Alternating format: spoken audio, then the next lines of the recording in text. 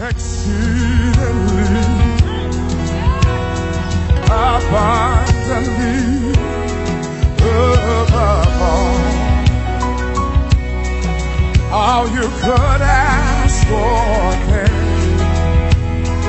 according to the power. Alors nous allons passer à la parole de Dieu.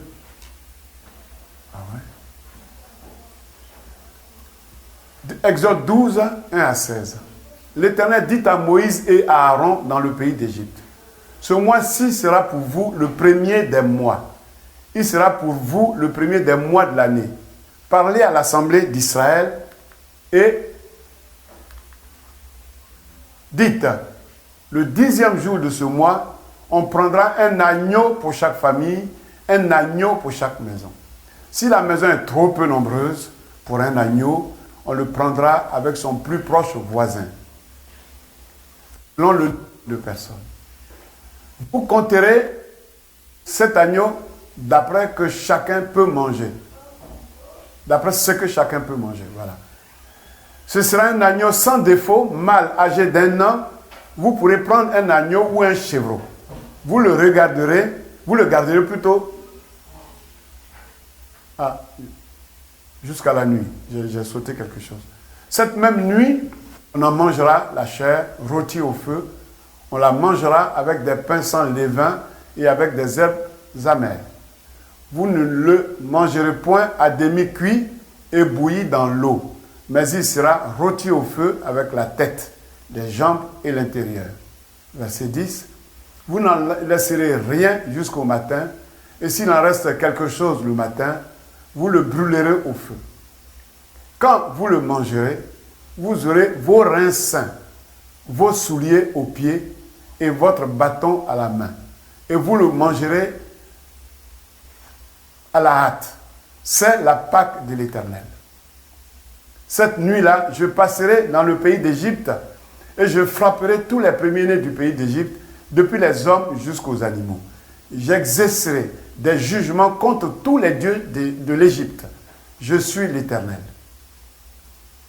Le sang vous servira de signe sur les maisons où vous serez.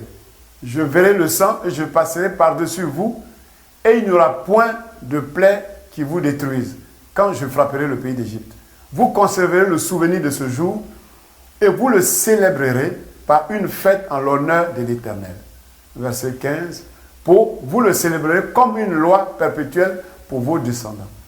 Pendant 7 jours, vous mangerez des pains sans levain. Dès le premier jour, il n'y aura plus de levain dans vos maisons, car toute personne qui mangera du pain levé du premier jour au 7e jour sera retranchée d'Israël. Le premier jour, vous aurez une sainte convocation, et le 7e jour, vous aurez une sainte convocation. On ne fera aucun travail ces jours-là. Vous pourrez seulement préparer la nourriture de chaque personne. Amen. Nous voulons te bénir, Seigneur, pour ce moment. Éternel, mon Dieu, tu me connais, Papa, avec tous les manquements qui sont les miens. J'ai plus que besoin de ton esprit pour être un instrument potable, afin que nous tous qui sommes présents ici, que cette parole qui va sortir sorte comme tu le veux pour chaque cœur, parce que c'est à sa lumière que nous voulons marcher. Merci, Seigneur, d'éloigner toute puissance étrangère de ce lieu, Papa, pour que la parole puisse entrer dans nos cœurs, au nom puissant de Jésus. Amen. Alors, je donne toujours un titre. Donc, c'est Institution de la Pâque.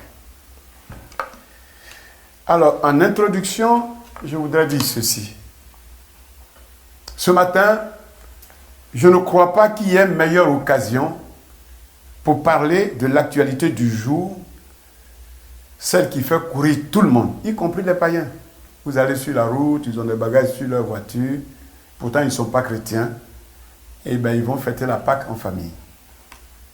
Donc c'est de ça que nous allons parler.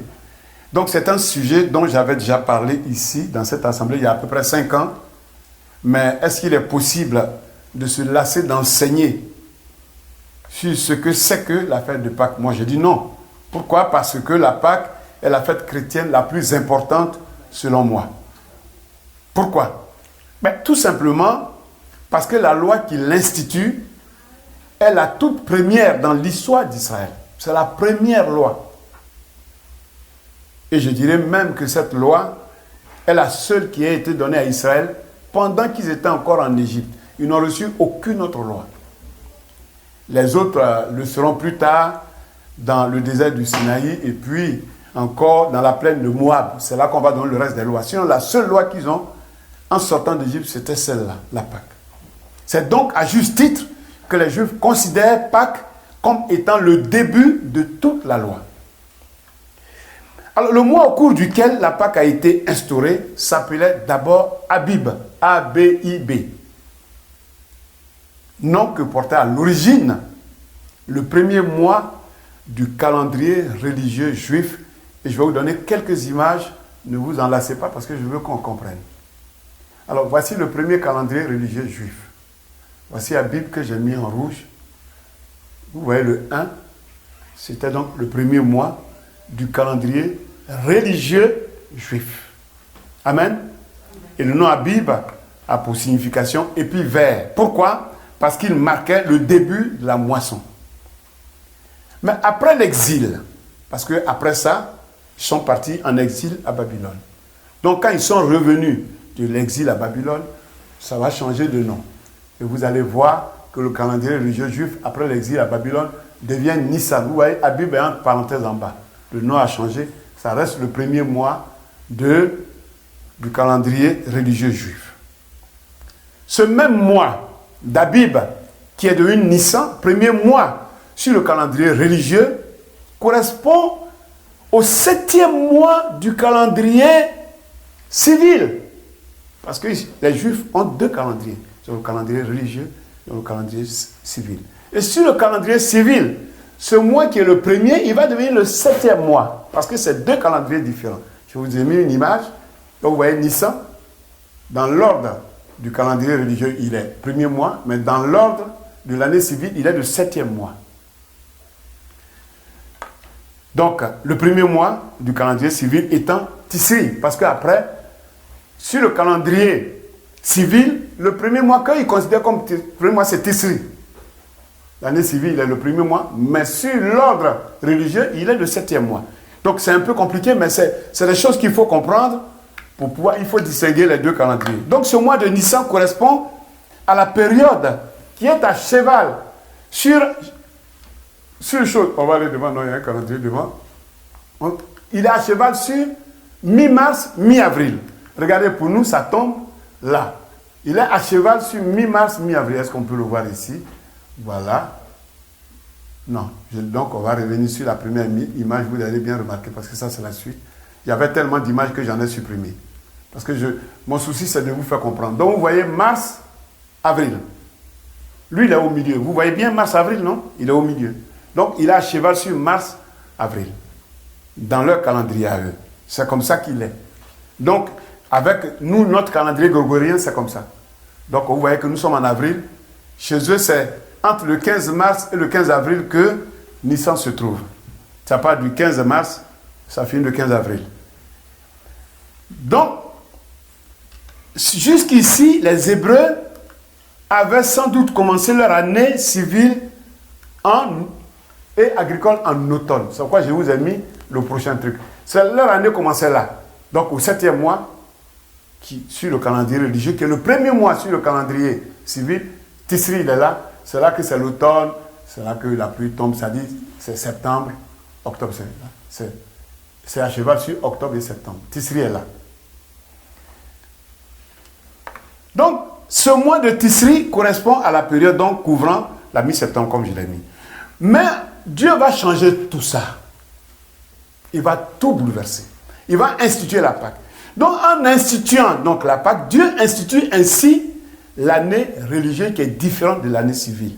Et cette année religieuse va prendre le dessus sur l'année civile, qui devra désormais commencer avec la fête de Pâques. Et la fête de Pâques, elle est là.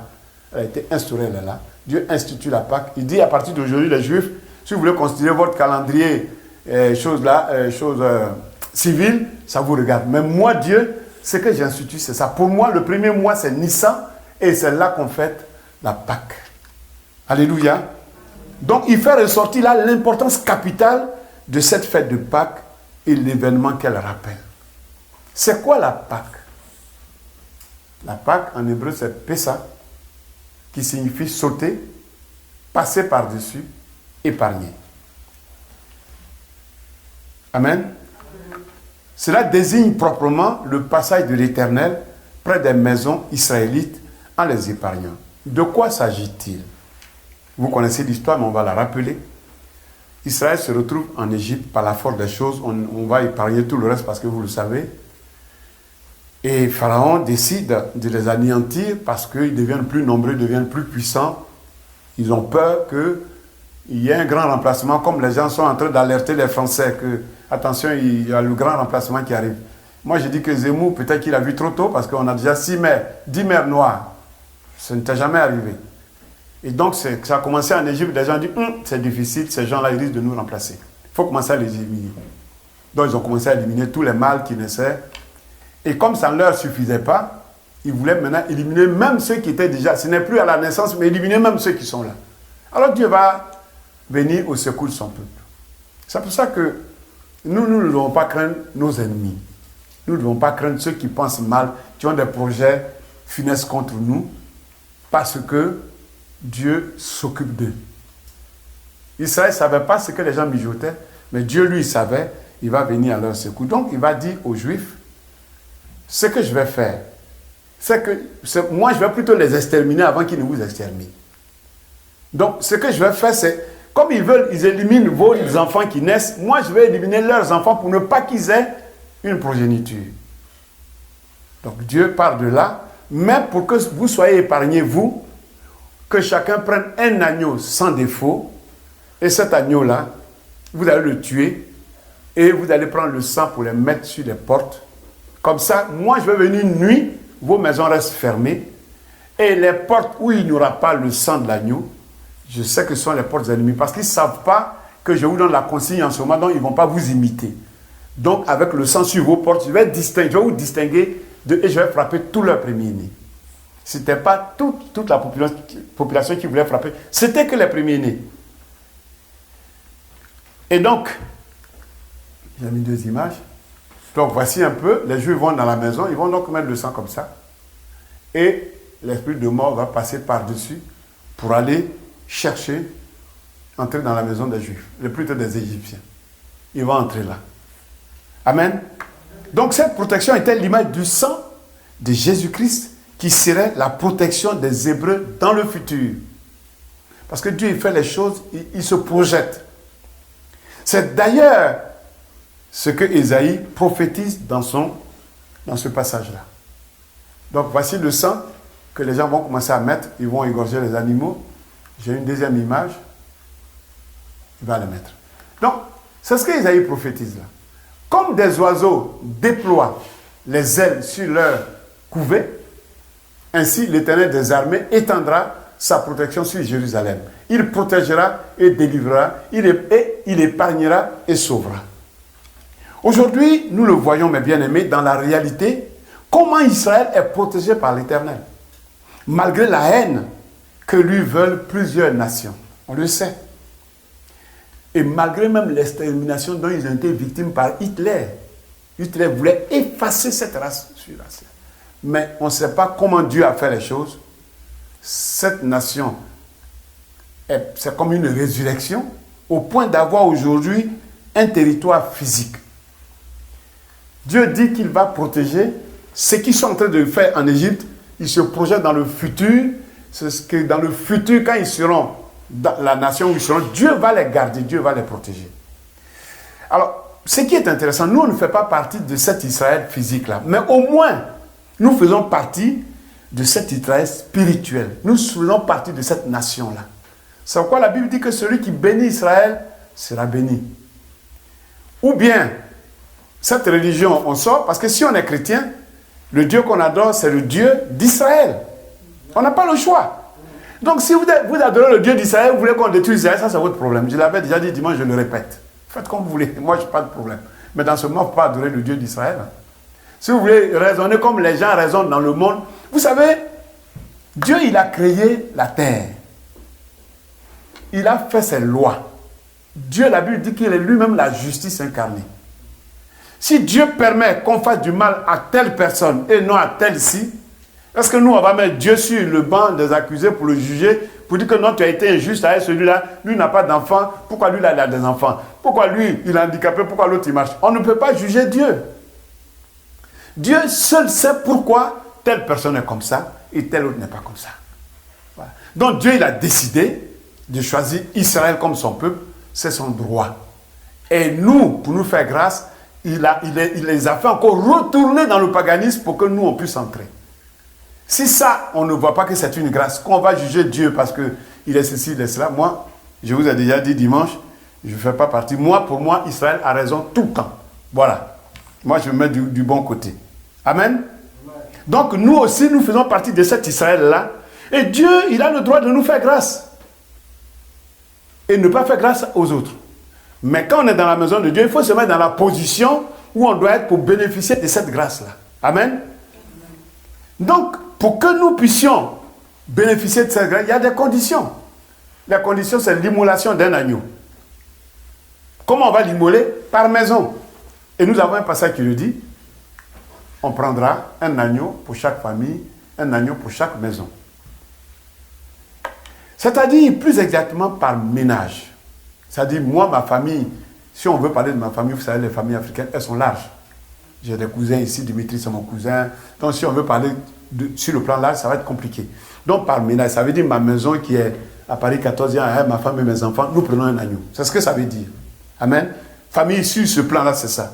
Ça a un sens plus restreint que par la famille. En sachant que la famille pouvait donc comprendre plusieurs familles. Donc l'Éternel ne voulait pas. Pourquoi il fait ça? Parce qu'il ne voulait pas que la société formée pour manger ce repas sacré-là soit composée d'individus arbitrairement réunis.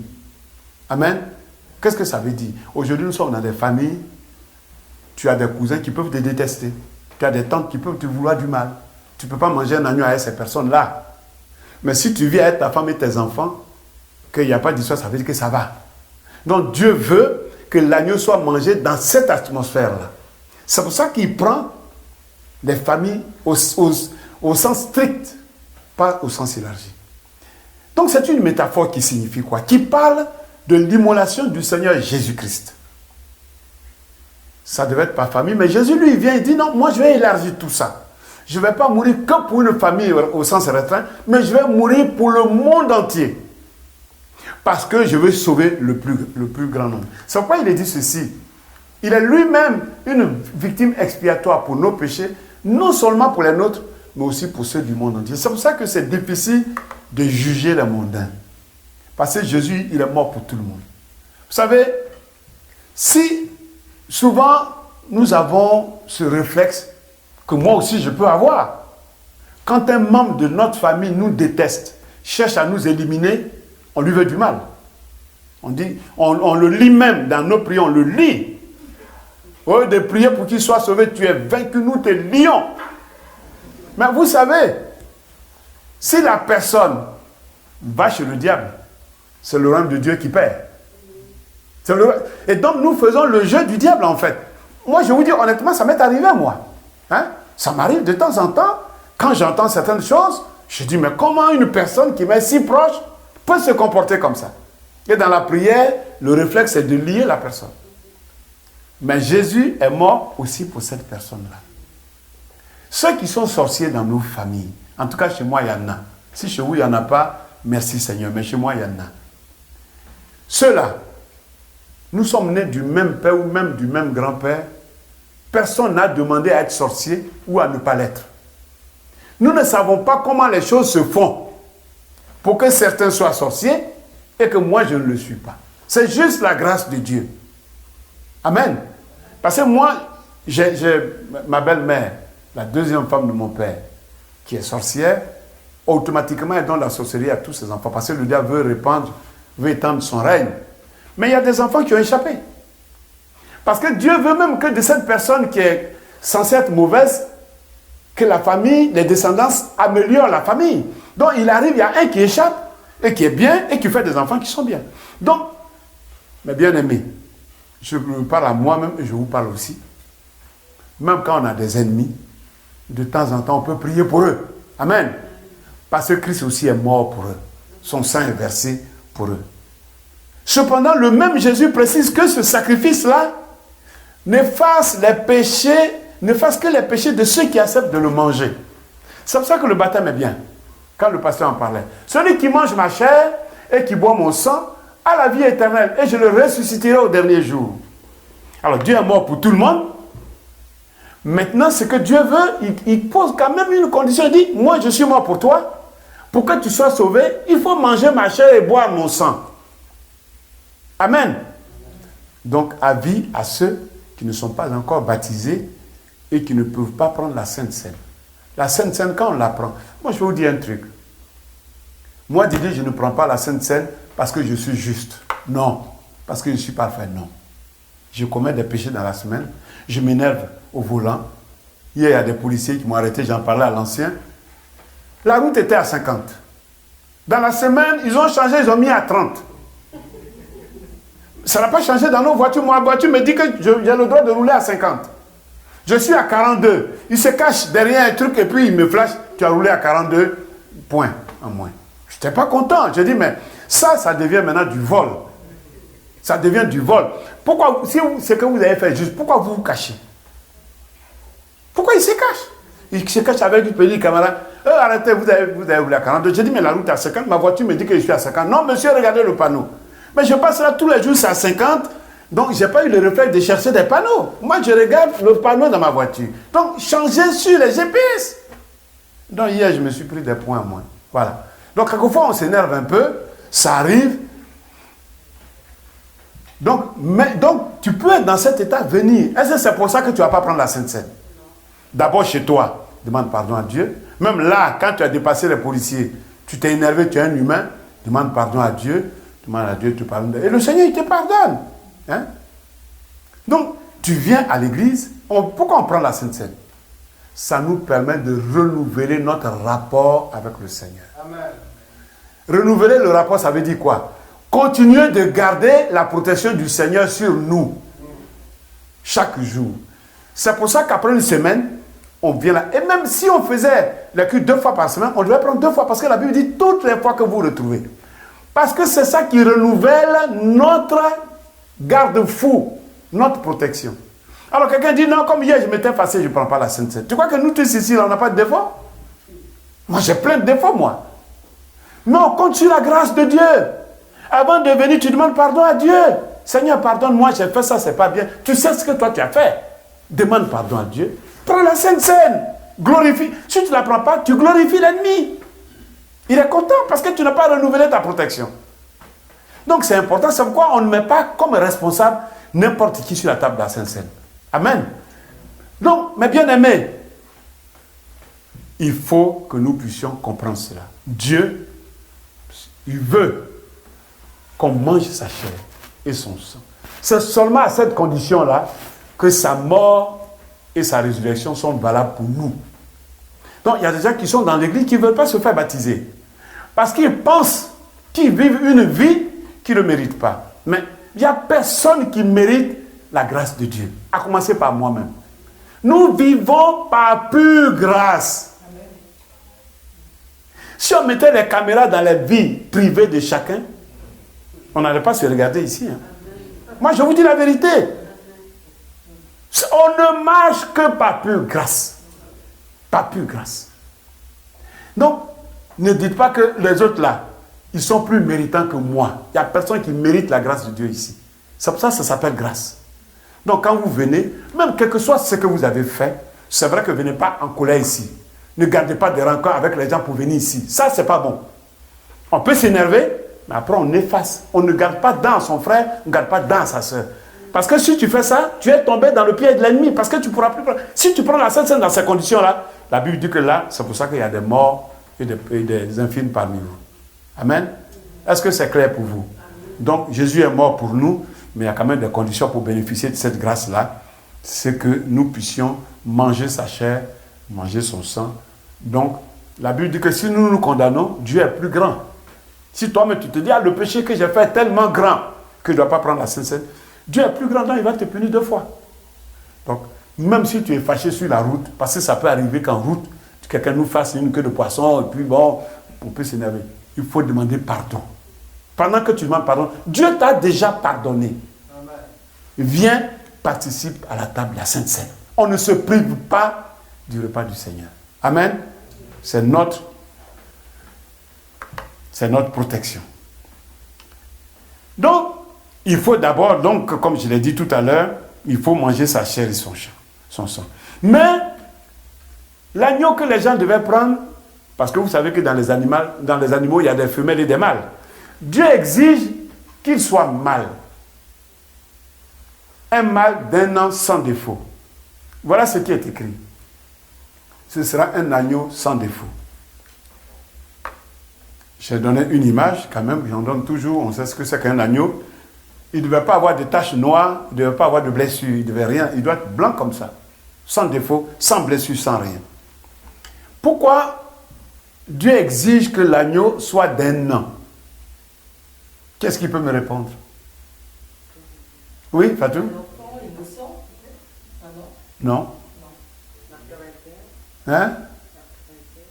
Je n'entends pas ce que tu dis, parce que la pureté? Oui, pureté blanc. Ça, c'est pureté, mais pourquoi un an? Parce que pour être pur, il faut avoir un an seulement. Ça suffit? Non. Alors, ce n'est pas compliqué. Mal d'un an.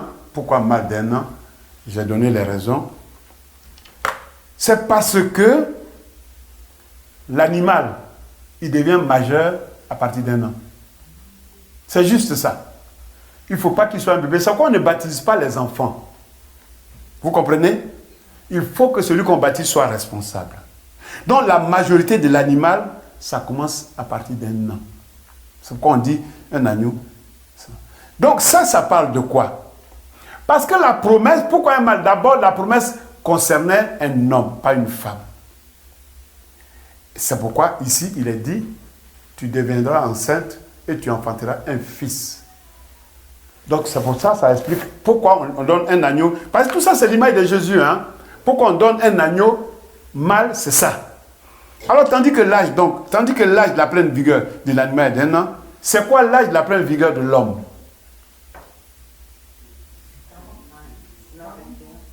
On va vérifier la connaissance. Hein.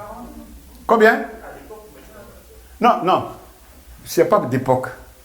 Ça dit aujourd'hui, l'homme, il n'y a pas d'époque, en tout cas pour la majorité. L'homme, il est majeur à partir de quel âge? 21 ans? 18 ans? Ça, c'est la loi des hommes. Hein? Amen? 30 ans. 30 ans. C'est pour ça qu'au moment où Moïse fait le dénombrement, voilà ce qui va se passer. Tu feras le dénombrement depuis l'âge de 30 ans et au-dessus. Parce que c'est à partir de 30 ans que l'homme est considéré majeur devant Dieu, responsable devant Dieu. C'est d'ailleurs pourquoi Jésus commence son ministère. Il est baptisé à 30 ans, non? Vous avez compris? La parole de Dieu, elle se tient. Elle se tient, la parole de Dieu. Il faut juste le comprendre. Amen. Hein? Et là, c'est là, Jésus là. Jésus avait environ 30 ans lorsqu'il commença son ministère. C'est à 30 ans qu'on le baptise. C'est pour ça qu'on ne baptise pas les enfants. Aujourd'hui, nous, on a étendu le baptême. Ça, Jésus voulait juste nous dire à partir de la majorité. Aujourd'hui, ils ont changé les lois de ce monde. La majorité, c'est à 18 ans. Même à 16 ans, il y a autorisation parentale pour que tu aies passé le permis de conduire. C'est pourquoi Eden s'est baptisé à 16 ans avec mon autorisation. Voilà, parce que j'ai vu que, bon, elle voulait, donc on l'a laissé. Mais Jésus, le modèle qu'il a laissé, 30 ans, parce que l'homme est majeur à partir de 30 ans. Amen. Voilà. Vous ne répondez pas bien, non? Amen. Ah, d'accord. Si vous n'êtes pas d'accord, on peut discuter. Hein? Moi, je discute avec les versets bibliques. Alors, l'agneau devait être sans défaut. Pourquoi? Mais c'est écrit là sans défaut. Nous avons un passage qui le montre ici. Le passage, c'est celui-là. Mais le sang précieux de Christ, comme d'un agneau sans défaut et sans tache. Agneau sans tache, pourquoi? Pourquoi on l'appelait agneau sans tache, Jésus qui devait venir? Parce que la Bible dit, lui qui n'a point commis de péché, et dans la bouche duquel il ne s'est point trouvé de fraude. Donc c'est celui-là qu'on est en train de représenter par l'agneau. C'est pourquoi il doit avoir aucune tache, il doit avoir aucune blessure. Parce que celui qui représente, il sera sans péché. C'est pour ça qu'il peut nous sauver. Quelqu'un qui est dans le péché ne peut pas nous sauver. Alors, il y a des religions qui proclament des prophètes. Je n'ose pas dire le nom d'une religion. Mais quand on lit l'histoire derrière, ce n'est pas le cas. C'est pourquoi nous sommes bien d'avoir Jésus, parce que lui, la Bible atteste qu'il n'a jamais péché. C'est pour ça qu'il est capable de nous sauver. Amen. Maintenant, l'agneau, il doit être rôti. On ne doit pas le manger comme ça. Il doit être rôti au feu, bien cuit et non bouilli. Comme on coupe la viande, on fait des soupes, on fait bouillir. Non, lui, il ne devait pas être comme ça. Et voilà le verset. C'est écrit, cette même nuit, on mangera la chair rôtie au feu. J'ai une image de comment c'est rôti. C'est comme ça, mais on ne doit ni enlever la tête, ni couper une partie. Il doit être entier. On le fait comme ça, on ne le met pas dans l'eau, on le rôtit et on le mange. C'est-à-dire proprement mis à la broche. Le mot tsla appartient donc à la même racine. Bon, ça, on peut passer ça, qui veut dire suspendre, mettre à croix. Mais, donc, rôti au feu, ça veut dire quoi? C'est-à-dire suspendu, empalé, mis en croix. Et Jésus, vous allez voir que Jésus a été mis en croix. Pareillement, il a été suspendu lors de sa crucifixion. Maintenant, on dit, il faut qu'il soit bien cuit, non bouilli. C'est-à-dire conservé intact comme il est. Il n'y a pas de morceaux qui se dispersent. Aucune partie du corps perdue. Et nous allons voir quand Jésus va venir, c'est exactement ce qui va se passer. Regardez là, rôti au feu, bien cuit et non bouilli. Et nous avons là. Les soldats vinrent donc, et il rompit les jambes au premier, puis à l'autre, puisqu'ils étaient trois, qui avaient été crucifiés avec lui. S'étant approché de Jésus, et le voyant déjà mort, il ne lui rompit pas les jambes. Mais un des soldats lui perça le côté avec une lance, et aussitôt il sortit du sang et de l'eau. Celui qui l'a vu en a rendu témoignage, et son témoignage est vrai. Et il sait qu'il dit vrai, afin que vous croyiez aussi. Ces choses sont arrivées afin que l'écriture fût accomplie. Aucun de ces os ne sera brisé. Et ailleurs, l'écriture dit encore, ils verront celui qu'ils ont percé. Puisque Jésus va revenir, il n'est pas question de préparer l'agneau, parce que quand on prépare la chair, se disperse, il doit revenir en entier. Donc, c'est pour ça que l'agneau qui le représente ne doit pas être bouilli, il doit être cuit comme ça pour qu'il reste en entier. Amen. Donc, c'est ce que ça veut dire. Maintenant, cet agneau, il doit être mangé dans d'autres conditions. Là, on a dépassé la première condition. Il doit être mangé avec quoi? Il doit être mangé avec des herbes amères. Nous avons le verset qui le dit. On la mangera avec des herbes amères. Et nous avons les herbes qui étaient utilisées à cette époque, avec lesquelles on mange cette viande-là. C'est la laitue. La voici, la laitue. Et puis, ça. C'est ça, si vous prenez, c'est très amer. C'est ça là que les gens devaient écraser. Pas bouillir aussi. Il faut les écraser parce que si on les fait bouillir, l'eau amère va sortir. Donc on les fait cuire de sorte que ça reste amer. C'est avec ça seulement qu'on devait manger cela. Cette image symbolise quoi? Les souffrances que Christ allait endurer, auxquelles nous sommes appelés à prendre part. Aujourd'hui, on pense que les chrétiens, quand on est chrétien, la vie doit être en rose. Non. Jésus se mange avec des herbes amères. Quand tu es en train de manger la chair est douce, tu mets les herbes, tu sens que c'est amer. Les chrétiens sont donc appelés à la souffrance par rapport aux choses du monde. Parce que nous sommes des humains, nous sommes dans le monde. Nous désirons les choses du monde. Et Dieu ne permet pas que nous les ayons parce qu'il nous a mis à part. Il dit que vous êtes dans ce monde, mais vous n'êtes pas de ce monde. Mais aujourd'hui, qu'est-ce qu'on voit? Le monde entrer dans l'église. Quand je vois, excusez-moi, ce n'est pas de la critique, mais nous sommes obligés, quand les exemples nous parviennent comme ça, c'est pour que nous puissions en parler pour enseigner le peuple. Quand on voit qu'un pasteur qui gare, la fois dernière, j'ai vu le pasteur, il a garé. Si tu vois la voiture, je ne sais pas combien de mètres elle est là. Et le gars qui est parti ouvrir la porte, il s'est agenouillé. Et le pasteur, il est descendu comme Jésus, il a posé la main, puis il est parti. Ça dit la bénédiction court d'elle-même de lui, quoi. Il a besoin de délivrance, lui, au contraire. C'est quoi ça? Ça dit le monde même est entré dans l'église. Maintenant, on juge la puissance du pasteur par les biens qu'il a. Jésus avait combien de voitures? Il avait combien de maisons? On va dire ça à l'ancien temps. Mais à l'ancien temps, il exerce des maisons. Il a dit, Les renards ont des tanières. Les oiseaux du ciel ont des nids. Mais le Fils de l'homme ne sait même pas où poser sa tête. Mais ça ne nous enseigne pas. On croit que quand on devient chrétien, ça peut devenir riche. Non. Quand on devient chrétien, je vais vous expliquer. Le peu qu'on a là, Dieu veut qu'on le prenne pour donner dans sa maison. C'est pas le contraire. Seulement la différence, ce que moi je comprends dans la parole que j'enseigne, c'est qu'on ne doit pas obliger quelqu'un à donner. C'est Dieu qui convainc la personne pour dire que le peu que tu as là, prends, va donner. Quand cette personne donne comme ça, elle est même heureuse d'avoir donné. Mais quand on la contraint, et la personne donne en pleurant, c'est pas... Moi, je me rappelle ma première dîme que j'ai payée. C'était dans les années 89. J'avais l'équivalent de combien? 160 euros, 165 euros par mois. Et c'était un bon salaire. Mais il ne faut pas oublier que j'étais le seul d'une famille de 8 enfants. Les autres ne travaillaient pas. J'étais le seul. C'est-à-dire, à la fin du mois, chacun fait un programme pour venir prendre 10 000 francs, quoi. Quelquefois, je n'arrivais même pas à payer la maison. Je n'ai même pas réussi à mettre le courant dans ma maison. Toute la ville était éclairée. Ma maison, on avait lampe à pétrole. Les Africains ne sont pas bons. Hein? C'est-à-dire quand ils sont mauvais, ils te transfèrent leur pauvreté. Avec Élysée seul que j'avais, je pouvais bien mettre un compteur électrique, avoir tout. Mais dans la cité Sodeci, à Yopougon, là, on avait une lampe. Tout le monde était éclairé sauf chez moi. Mais tu as honte, tu ne sais pas quoi faire. J'avais même du mal à payer ma carte de bus pour aller au travail. Quelquefois, je marchais.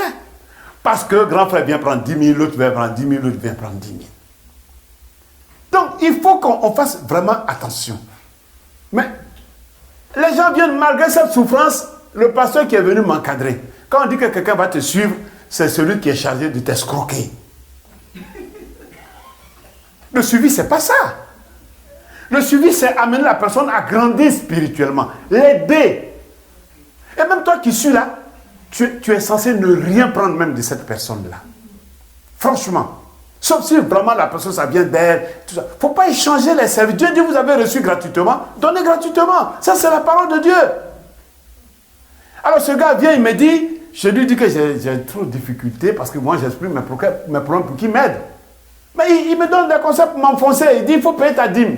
Mais je n'arrive déjà pas à payer mon loyer ni courant. Je vais encore enlever 11 000 francs sur les 110 000 pour te donner. Donc, c'est ça qui va envoyer le courant. Bon, j'ai écouté le pasteur, moi je cherchais Dieu. Donc j'ai écouté le pasteur, j'ai donné mes 11 000. Allez-y, j'espère que ce n'est pas voiture. On va voir ce que c'est. Ah, bon. On va commencer à sanctionner les retards parce que ça commence à bien faire. On va commencer à faire payer des dîmes aux gens. On ne paie pas la dîme ici, mais ceux qui viennent en retard vont payer la dîme. Bon. Mais quand j'ai donné les 11 000, ce mois-là, Élisée et moi, et sa mère, on a failli mourir de faim. Et ces gens, ils sont heureux. Ils sont devant. Celui qui paye la dîme sera béni. Mais moi, j'ai murmuré, moi, j'ai payé, ça m'a aggravé ma situation. Moi, je suis en train de murmurer dans l'assemblée. Il faut qu'on fasse attention. L'œuvre de Dieu, quand on est chrétien, il y a des souffrances pour les chrétiens. Il y a des souffrances pour les chrétiens. Moi, je vous dis honnêtement, il m'arrive de réfléchir quand je vois l'auto 200 millions, je dis, ah, si je pouvais gagner. Ça, c'est une pensée qui me traverse, mais ça s'arrête là. Je sais que Dieu ne va jamais me donner. C'est pourquoi il ne faut pas dire aux chrétiens, il ne faut pas jouer au loto. Mais il n'a qu'à jouer, il ne gagnera pas. Dieu donne la liberté. La Bible dit que la liberté que je vous ai donnée, il ne faut pas que quelqu'un vous prive de ça. Il est libre, il n'a qu'à le jouer, mais il ne gagnera jamais. Parce que Dieu sait que s'il gagne, il va le perdre. Il va prendre des arguments pour dire, s'il gagne, on va construire l'église. Dieu connaît ton cœur. Tu ne vas pas construire l'église ici. Tu ne vas pas construire l'église ici. Là même, on dit de donner 50 euros par mois, tu ne donnes pas. C'est quand tu vas avoir 1 million, tu vas construire l'église. On va même te perdre. Et Dieu sait. Donc, si un pasteur dit que si vous jouez au loto, c'est péché, c'est un menteur. Nous sommes libres. Dieu nous a donné la liberté. Mais Dieu, il gère cette liberté. Donc, je regarde, je dis, ça là, je vais perdre mes 2,50 €, je dépasse. Parce que je sais que Dieu ne va jamais perdre. Moi, quelquefois, je viens gêner. Si toi, tu vas avoir 1 million en banque, tu vas gêner. Tu gênes pourquoi? L'argent là, tu as envie de faire la vie. C'est pour ça que Dieu, c'est pas que la richesse interdite. Regardez la première personne avec qui Dieu a essayé. C'est Salomon, non? Qu'est-ce qui s'est passé? Il a perdu Salomon, non? À cause de Salomon, les 12 tribus d'Israël ont été divisées. On a donné 10 tribus à l'enfant d'un esclave et 2 tribus à celui qui devait hériter de la promesse. Donc Dieu, il a essayé avec une seule personne, il sait comment c'est fini. Pourtant, il savait. Donc, on ne vient pas à l'église pour s'enrichir. Dieu fera en sorte qu'on ne mendie pas, parce que si on mendie, on salit son nom. C'est pourquoi Paul pouvait dire, ne m'enrichis pas pour ne pas que je te tourne le dos, mais ne fais pas de moi un pauvre pour ne pas que je mendie pour salir ton nom. Le chrétien doit être dans le juste milieu. Après, Dieu décide, si Dieu veut t'enrichir, t'enrichit, c'est ça le regarde. Mais le chrétien ne court pas après ces choses. Si on a la nourriture, le vêtement, cela nous suffit. Amen. Ça sont les souffrances liées à la vie chrétienne. Faut pas, les gens qui vous disent, donnez-vous, vous allez vous enrichir, c'est des menteurs. Pourquoi eux, ils prennent vos dîmes? Ils n'ont qu'à donner leurs dîmes, ils vont s'enrichir eux-mêmes. Pourquoi ils prennent vos dîmes? Pourquoi? Parce que si on donne, on est riche. Il n'a qu'à lui-même donner sa dîme, il va s'enrichir. Pourquoi il prend l'argent des fidèles? Donc, ça sont des choses que vous devez comprendre, qui sont simples à comprendre. Excusez-moi de revenir toujours dessus, mais parce que la parole de Dieu en parle, quoi. Amen. Nous sommes des voyageurs, nous sommes étrangers voyageurs sur la terre. Si Dieu nous permet d'acheter un logement, ce n'est pas mauvais. Mais on ne court pas après ces choses-là. Alléluia. C'est pourquoi, pour remplir notre mission, qui est de gagner le monde, Dieu nous sort du monde nous-mêmes en nous demandant d'y retourner pour laisser ce qu'on a laissé, pour aller chercher ce qu'on a laissé dedans. Ce n'est pas pour aller s'égarer au milieu d'eux. On a vu l'exemple de Moïse. Moïse devait hériter, ils l'ont pris. Il devait hériter de Pharaon, mais il a renoncé à tout ça pour servir Dieu. Amen. Christ lui-même nous a donné un modèle. On dit des riches qu'il était, il s'est fait pauvre. Pour venir, il s'est dépouillé de toute sa gloire. Aujourd'hui, les gens cherchent la gloire. Christ s'est dépouillé de la gloire. Il s'est fait serviteur. Nous avons des exemples sur lesquels nous devons marcher. Si on a déjà un costume, Christ n'avait même pas de costume, nous sommes déjà trop heureux, non? On vient en voiture, c'est déjà trop, non? Qu'est-ce qu'on veut de plus? Mais bien aimé, nous avons ce modèle. C'est d'ailleurs la condition qu'il impose quand le jeune homme est venu voir Jésus pour dire, qu'est-ce qu'il faut que je fasse pour être riche? Vous savez la condition qu'il lui a dit, donnez, non? Si c'est un des pasteurs d'aujourd'hui, ils vont dire, paye ta dîme, mais puis il faut faire des offrandes. Jésus les a regardé les mains et lui dit, il te manque quelque chose. Va, vends tout ce que tu as. Il n'a pas dit, envoie-moi l'argent. Non, donne-le aux pauvres et tu auras un trésor dans le ciel. Puis viens et suis-moi. Ça, c'est la parole de Dieu, non? Lisez vos Bibles. Lisez vos Bibles, vous allez comprendre. C'est quelqu'un d'autre, on va dire, les riches, il est le bienvenu, on va lui donner le meilleur poste à l'église pour qu'il donne l'argent. Non, c'est pas ce que Jésus fait. Va, vends tout ça. Si tu veux me suivre, donne ça aux pauvres et puis tu viens. Mais bien aimé, notre richesse, elle est purement spirituelle. Ça dit, un sorcier ne peut pas s'élever, t'attaquer comme ça. Non. C'est ça que le monde n'a pas. Si c'est l'argent, le monde a l'argent plus que nous. Mais notre richesse, l'ennemi ne peut pas mettre la main sur toi comme ça parce qu'il le veut, parce que Dieu nous garde. Ce sang qui a été versé nous couvre. Dieu protège tout ce qui nous appartient. Ça, c'est notre richesse à nous. On dit, mais le gars là, on le cherche depuis, on n'arrive pas à l'avoir. Mais qu'est-ce qui se passe? Mais parce qu'il a Jésus. Il est caché dans le sang de Jésus. Ça, c'est notre richesse. C'est ce que le monde n'a pas. Amen. Ce n'est pas l'argent richesse des chrétiens, ce n'est pas l'argent des... Bon, si vous voulez croire en l'argent, croyez. Moi, je vous dis par expérience. J'ai donné ma vie au Seigneur en 1985. J'ai un peu de route quand même.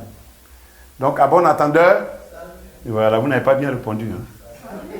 À bon entendeur, voilà. Manger avec des herbes amères, mais manger avec des pains sans levain. Là, à la Sainte-Seine, le pasteur en a parlé. Cette même nuit, on en mangera la chair, rôtie au feu. On la mangera avec des pains sans levain. D'après donc le dictionnaire hébreu, l'expression pain sans levain est dérivée du terme matzo. Matzo, un terme qui signifie aspirer ou sucer. C'est ça. Donc dans la Bible, le levain est presque toujours symbolisé à quoi, selon vous? Au péché. Quand on parle de levain dans la Bible, on parle du péché. Car comme le levain imprègne toute la pâte, comme il a dit le pasteur Joseph tout à l'heure, le péché empoisonne la personne, la nation et l'église tout entière. Quand vous avez quelqu'un qui est au-dessus d'une nation et qui gouverne par sacrifice humain, il est en train de corrompre même toute la nation. Et les chrétiens devaient pouvoir se lever contre ces gens-là. Parce que ce qu'il fait là-bas, c'est la nation qu'il envoie chez ses marabouts et il sacrifie des humains pour continuer de gouverner sans arrêt. Donc il empoisonne. Quand un pasteur qui est devant l'église est dans le péché, il empoisonne toute l'église. Quand un chrétien est dans un service et il vit dans le péché, il empoisonne le service. Il faut que Dieu nous aide à pouvoir nous battre contre le péché. Je sais que ce n'est pas facile. Je le sais. Il y a des péchés qu'on chasse, il y a d'autres qui s'attachent à nous. On reste des humains. Il y a des choses qu'on a héritées des parents, de nos familles, qui sont des combats qui sont difficiles à gagner. Mais nous n'avons pas le choix. La Bible dit que celui qui met la main à la charrue, il ne regarde plus en arrière. À partir du moment où on a décidé d'être chrétien, notre combat premier, c'est contre le péché. Si celui-là est parti, on ne peut pas gagner le combat le même jour. Comme je le répète ici, si avant tu mentais, tu pries, mensonge s'en va, il reste maintenant impudicité. Tu luttes, impudicité s'en va, il reste méchanceté, égoïsme. Tu pries pour ça. Tu sais ce qui toi tu es. Tu n'as pas besoin de venir rendre compte à un pasteur. Moi-même j'ai mes péchés. Mais toi, devant Dieu, tu sais qui tu es. Tu dois mener les combats. Tu dois prendre des petits. Il ne faut pas chercher à prendre une grosse victoire. Prends des petites victoires. À la fin, ça fait une grosse victoire. Tu sais qui tu es. Donc tu pries. Ah, Seigneur, j'ai prié, ça c'est parti. Seigneur, je prie pour que ça parte.